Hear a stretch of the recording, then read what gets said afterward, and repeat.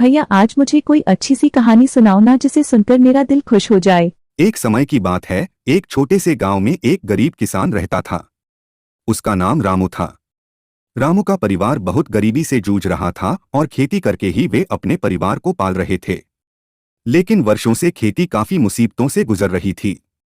खेत में उत्पादन कम हो रहा था और उसका परिवार भोजन के लिए परेशानी में था। एक दिन जब रामू खेत में काम कर रहा था, उसे दिखाई दिया कि बगीचे के किनारे एक अजीब सा पेड़ खड़ा है।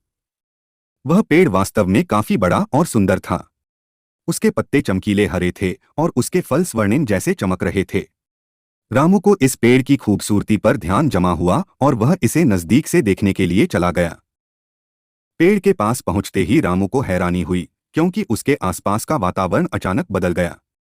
उसके चारों ओर बस खुशियां और सुख शांति की खुशबू फैल गई।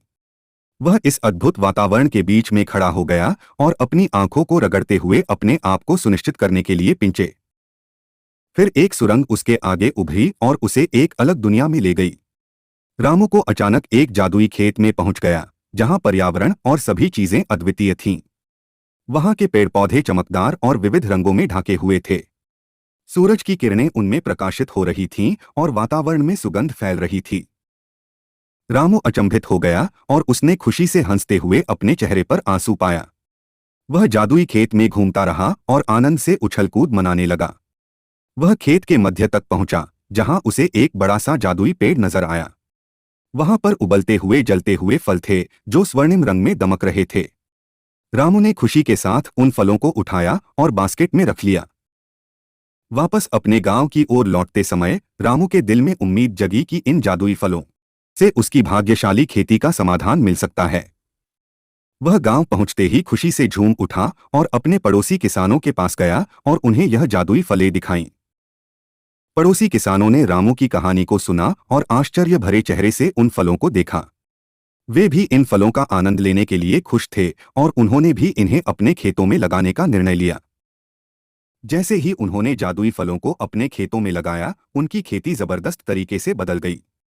पेड़ पौधों की वृद्धि होती गई, फसलें सुंदर और मजबूत हुईं और उत्पादन बढ़ गया। पड़ोसी किसान अपने खेतों से जितनी मुसीबतें और संघर्ष उठा रहे थे, वे सब कुछ देखकर रहमदिली से मुस्कुराते रह गए।